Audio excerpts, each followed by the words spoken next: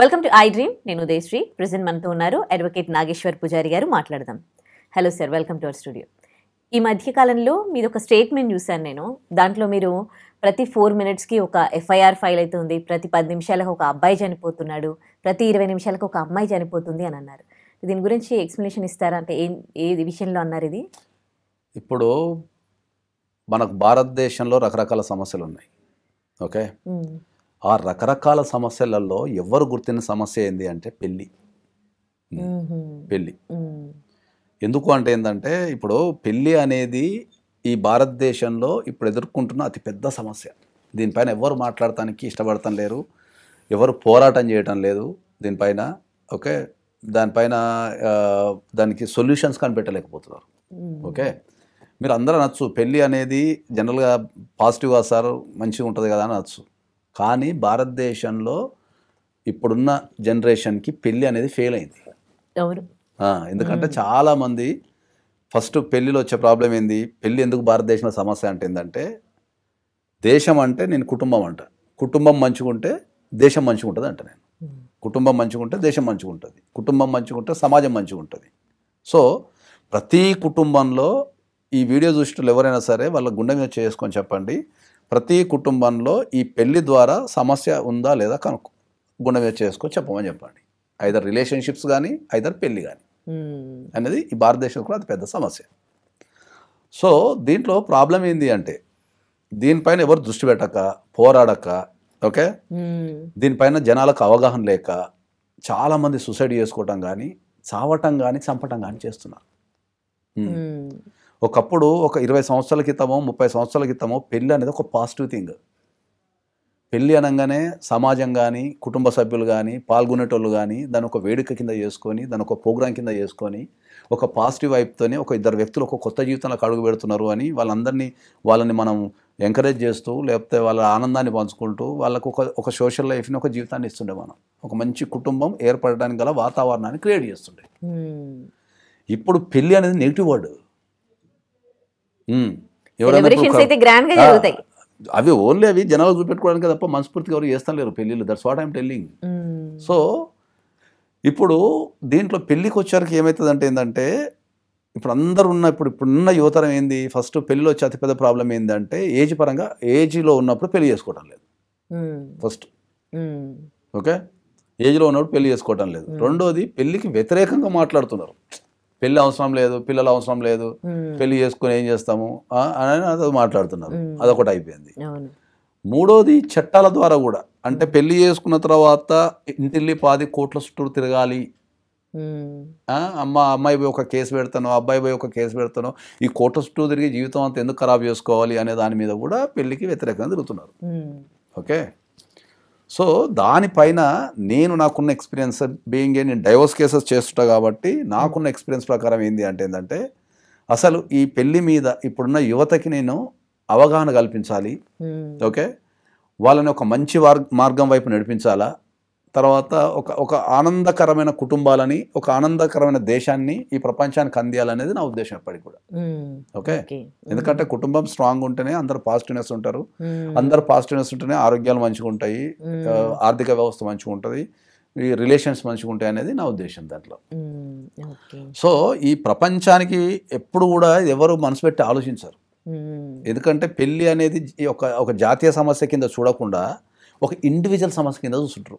నా కుటుంబము నా వరకు వచ్చింది బాధ, ఇక ప్రపంచం ఎటైనా పోని, అరే నా పెళ్ళికి సంబంధించిన సమస్యే కదా అని ఎవరికాళ్ళు ఇండివిజువల్గా ఫీల్ అవుతున్నారు తప్ప ఈ పెళ్లి మీద పోరాడటానికి ఇట్లా మూకుమ్మడిగా రారు. అర్థమైందా? మూకుమ్మడిగా రారు, ఎందుకంటే అది ఒక ఇండివిజువల్ ఇష్యూ అయిపోయింది. నా పెళ్ళి నా వరకు, నాది మంచుకుంటే బాగుంటుంది, లేకపోతే నాది చెడిపోయింది కాబట్టి దాన్ని ఏమైనా రిపేర్ చేసుకుంటే బాగుంటుంది, లేకపోతే నా వరకు నేను డైవర్స్ తీసుకుంటే బాగుంటుంది. ఈ సమస్యను అందరూ ఇండివిజువల్ కింద చూస్తున్నారు తప్ప ఇది ఒక సామాజిక సమస్య కిందనో, ఒక భారతదేశాన్ని పట్టి పీడిస్తున్న సమస్య కిందనో చూడటం లేదు. ఇది ప్రధాన అంశం దీనిపైన. సో దీని గురించి నేను చెప్పాల్సి వచ్చినప్పుడు ఏమవుతుంది అంటే భారతదేశంలో పెళ్లి అనేది ఫెయిల్ అయింది అని నేను చెప్తున్నాను. నేను పెళ్లి ఫెయిల్ కావడానికి కొన్ని వందల కారణాలు ఉన్నాయి, అవి తర్వాత డిస్కస్ చేద్దాం. సో దీంట్లో ఈ ప్రపంచానికి తెలియని విషయం ఏంది అంటే, ఇది చాలా మందికి తెలియదు. ఇది పెళ్ళి అనేది ప్రాబ్లంలో ఉంది అని తెలుసు, కానీ ఈ స్టాటిస్టిక్స్ కానీ ఈ డేటా కానీ ఎవరి దగ్గర లేదు. ఓకే, ఈ పెళ్లి వల్ల ఈ భారతదేశంలో పెళ్లి చేసుకున్న కుటుంబాలు కావచ్చు, పెళ్లి చేసుకున్న వ్యక్తులు కావచ్చు, ఈ భారతదేశంలో ప్రతి 4 నిమిషాలకు ఒక ఎఫ్ఐఆర్ అవుతున్నది. 498 కావచ్చు, ఇంక ఇతర ఏమైనా కావచ్చు, చీటింగ్ కేసులు కావచ్చు. పెళ్లి వల్ల ఏర్పడే ఎఫ్ఐఆర్లు ప్రతి 4 నిమిషాలకు ఒక ఎఫ్ఐఆర్ అవుతుంది భారతదేశంలో. ఓకే, ఇప్పుడు ఇది నిజమా అని అందరూ అడగచ్చు.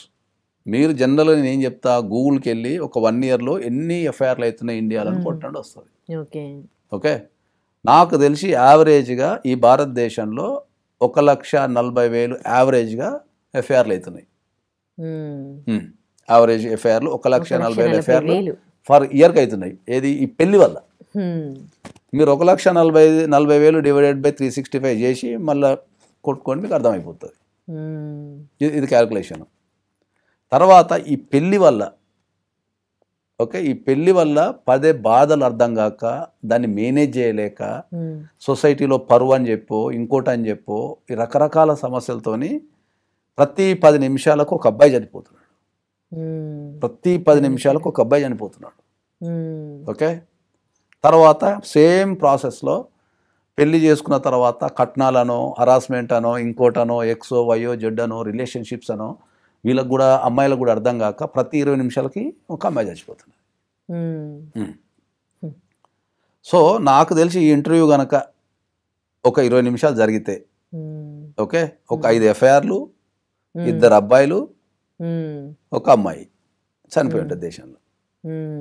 ఇది ఎంతమందికి అర్థమవుతున్నది? ఇంత సీరియస్ సమస్యని మీరందరూ ఎందుకు ఆలోచించడం లేదు? అది నేను చెప్పేది జనాలకు. ఇది ఒక జాతీయ సమస్య కింద మాట్లాడాల్సిన అవసరం ఉన్నది.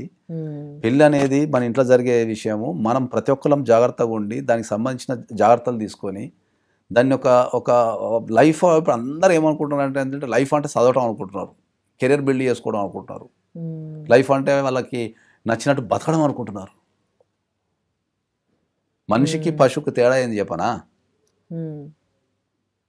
పశువులు నచ్చినట్టు బతికేస్తాయి, మనుషులు అడ్జస్ట్ అయ్యి బతకాలి. పశువులు వేటికి అవే బతికేస్తాయి, వాటికి రిలేషన్షిప్ ఉండదు, అవసరాలే ఉంటాయి. మనిషికి రిలేషన్షిప్ ముఖ్యం, అంటే ఎదుటి వ్యక్తిని కాపాడుకోవడం ముఖ్యం. మనిషికి ఉన్న గుణమే అది. నువ్వు ఎదుటి వ్యక్తిని కాపాడుకునే క్రమంలో ఒక 2 డిఫరెంట్ మైండ్స్ ఉన్నప్పుడు, ఓకే, వాళ్ళకు అనుగుణంగా నువ్వు కాపాడుకునే క్రమంలో వాళ్ళకు అనుగుణంగా మార్చుకోవటమే మంచి గొప్పతనం. అర్థమైందా? That's what I'm telling this society. Adjust కావాలి, పెద్దలు చెప్పాలా. కానీ మన పెద్దలు ఏం చెప్తున్నారు? డబ్బు సంపాదన గురించి చెప్తారు. ఎదగటం అంటే డబ్బు సంపాదించుకోవడం అనుకుంటున్నారు అందరు. ఎదగటం అంటే డబ్బు సంపాదించుకోవడం కాదు. ఎదగటం అంటే ఒక వ్యక్తిని కాపాడుకోవడం, ఒక వ్యక్తికి అండగా నిలబడడం అని చెప్తాను నేను. అది ఎదగటం. మనిషి రోజు రోజుకి బలహీనుడైపోతున్నాడు, ఆత్మహత్యల వైపు పోతున్నాడు. ఎందుకు ఆత్మహత్యలు అయిపోతున్నాడు? డిప్రెషన్లోకి వెళ్ళిపోతున్నాడు, పిచ్చే బిహేవ్ చేస్తున్నాడు, మిషన్లతో మాట్లాడుతున్నాడు, మనుషులతో మాట్లాడడం తగ్గించేసిండు. పొద్దున నిద్ర లేచిన కాంచి రాత్రి పడుకునే వరకు మీరు మిషన్ల మీదనే పనిచేస్తున్నారు. ఇప్పుడు మనం అప్పుడప్పుడు సోషల్ మీడియాలో పిక్చర్స్ చూస్తుంటాం. ఫోన్ లేనప్పుడు కుటుంబ సభ్యులు సాయంత్రం పూట కలిస్తే ఏం చేస్తుండే? మంచి ముచ్చట్లు పెట్టుకుంటుండే, ఇంటరాక్షన్ అవుతుండే, వాళ్ళ ఆలోచనలు పంచుకుంటుండే, వాళ్ళ థాట్ ప్రాసెస్ పంచుకుంటుండే. ఎవరన్నా తప్పు చెప్పినారే అట్లా కాదు అని మంచి చెప్తుండే. ఇప్పుడు మనం సోషల్ మీడియాలో ఇట్లా ఫోటోలు పెడుతుంటారు కదా, 30 years ago 30, ఇప్పుడు 30 మంది కూర్చున్నా ఎవరి ఫోన్లో వాడే ఉంటున్నాడు. ఇంటరాక్షన్ ఎవరు చేస్తున్నాడు? అసలు ఎవరు లేదు. మనిషికి ఉన్న ఏకైక గుణమే interaction with the opposite person. అది ఎవరైనా కావచ్చు. ఎంతమంది మనస్ఫూర్తిగా మాట్లాడుతున్నారు? ఒక్కసారి మీరు అవసరం కోసం మాట్లాడుతున్నారు, బాధ చెప్పుకోవడానికి మాట్లాడుతున్నారు, లేకపోతే సంతోషాన్ని పంచుకోవడానికి మాట్లాడుతున్నారు, లేకపోతే బతకడం కోసం అంటే జాబ్ చేయాలి కాబట్టి మాట్లాడుతున్నారు తప్ప ఒక్కలన్నా గుండెల మీద చేసుకొని మనస్ఫూర్తిగా ఎదుటి వ్యక్తితోనే ఎవరైనా మాట్లాడగలుగుతున్నారా? ఎడిక్ట్ అయిపోయారు సెల్ ఫోన్లకి. That's what. మనిషి ఎప్పుడైతే మిషన్తో మాట్లాడడం స్టార్ట్ చేసిండో మనిషి జీవితం అనేది పతనం అవుతూ డౌన్ గ్రేడ్ అవుతున్నది. ఓకే, ఒకప్పుడు పిల్లలు తినాలంటే సందమానం చూపించి కథలు చెప్పటము, వాళ్ళని బుజ్జగించడానికి ఏదో చేయటము, లేకపోతే ఒక బూచోడు వస్తున్నాడని బెదిరించడము, అంటే వాళ్ళతో ఇంటరాక్షన్ అయ్యి పిల్లలకు తినిపించేటప్పుడు కూడా ఇంటరాక్షన్ అయిపోయి వాళ్ళని వాళ్ళ మైండ్ని ఈ తిండి వైపు మలచడానికి రకరకాల విన్యాసాలు చేసి మన మేధస్సు ఉపయోగించి వాళ్ళ మేధస్సుని అట్రాక్ట్ చేస్తూ అబ్బా వీనికి తినిపించే కార్యక్రమం ఒకటి ఉంటుండే. ఇప్పుడు తినిపించాలంటే ఆయన ఫోన్ చేతిలో పెడుతున్నారు, నోట్లో కుక్కుతున్నారు, కథం అయిపోయింది. ఇప్పుడు ఎవరికైనా తినిపించాలనుకో పిల్లలకి వాళ్ళ చేతిలో తీసుకెళ్ళి సెల్ ఫోన్ పెడుతున్నారు, కథం నోట్లో కుక్కుతున్నారు. ఇక ఇక్కడ ప్రేమేడుంది, ఇంటరాక్షన్ ఎక్కడుంది, థాట్ ప్రాసెస్ ఎక్కడుంది, నీ బ్రెయిన్ ఎక్కడ ఆలోచిస్తున్నది, వాన్ బ్రెయిన్ ఎక్కడ ఆలోచిస్తున్నది, కనెక్షన్ ఎక్కడున్నది, ఇంకా బ్రెయిన్కి బ్రెయిన్ టు బ్రెయిన్ కనెక్షన్ ఎక్కడున్నది? అసలు లేదు. దట్స్ వాట్ నేను చెప్తున్నది. కాబట్టి ఈ భారతదేశంలో ప్రతి మనిషి జీవితంలో మూడే ముఖ్యం ఉంటాయి ఎప్పుడు కూడా: పుట్టుక, పెళ్ళి, చావు. ఈ మూడే ముఖ్యం. పుట్టుక మన చేతులు లేదు, చావు మన చేతులు లేదు. మన చేతులు ఉన్నది ఏంది? పెళ్ళి. మరి రెండు మన చేతులు లేనప్పుడు మన చేతుల్లో దాన్ని మనం ఎందుకు ఆర్గనైజ్ చేసుకోలేకపోతున్నాం? కరెక్ట్. మీరు పెద్ద పెద్ద చదువులని చదువుకుంటున్నారు కదా, పెద్ద ఎంబీఏలు చదువుతున్నారు, డిగ్రీలు చదువుతున్నారు, పెద్ద పెద్ద కంపెనీల్లో పనిచేస్తున్నారు, కోట్ల రూపాయలు సంపాదిస్తున్నారు. మరి మీరు ఇంత నాలెడ్జ్ ఉన్న వ్యక్తులు, మీరు ఇంతగానో ఆలోచించే వ్యక్తులు, మీ జీవితంలో మీరు సక్సెస్ అయిన వ్యక్తులు, మీరు పెళ్ళి అనే అంశాన్ని ఎందుకు డీల్ చేయలేకపోతున్నారు? That's what I'm asking to the public.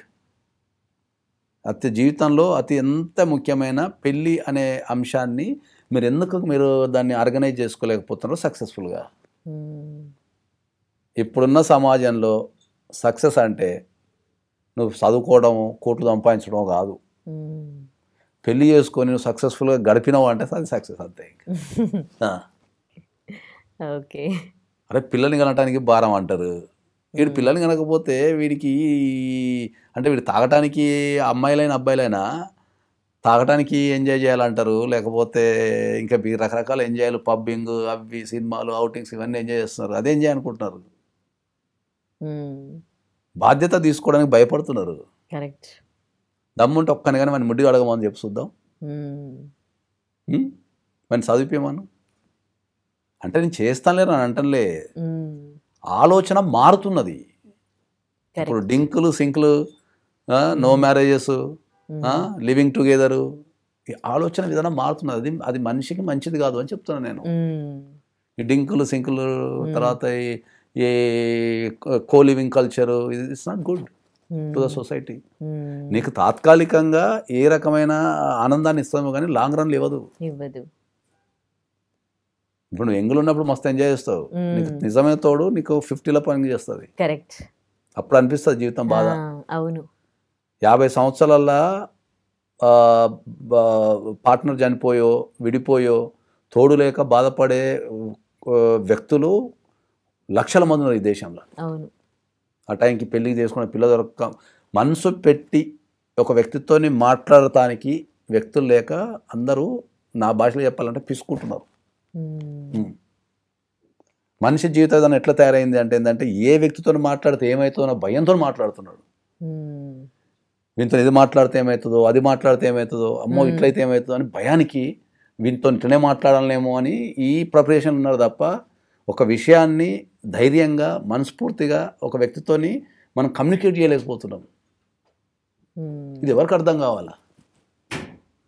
మనతున్న తోటి కొలీగ్స్తో మనం కమ్యూనికేట్ చేయలేకపోతున్నాము, ఇంట్లో కుటుంబ సభ్యులతో కమ్యూనికేట్ చేయలేకపోతున్నాము, సమాజంలో ఉన్న వ్యక్తులతో కమ్యూనికేట్ చేయలేకపోతున్నాము మనస్ఫూర్తిగా. అది ఎవరికి అర్థం కావాలా?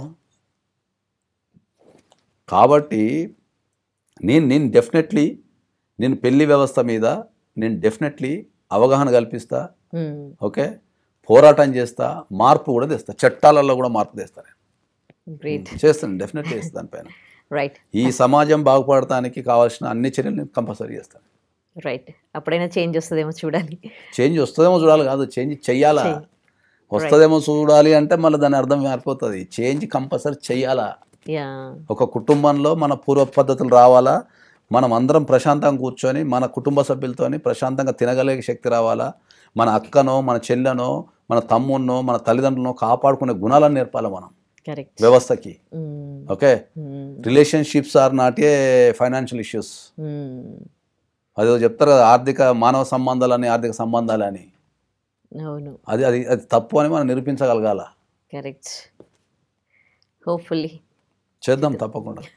Right, thank you so much అండి. And for more videos, Please subscribe to iDream. Please subscribe to iDream. Please subscribe iDream. And please subscribe to iDream. For more videos, subscribe to iDream.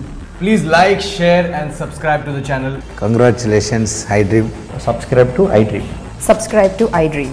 So subscribe to iDream Media.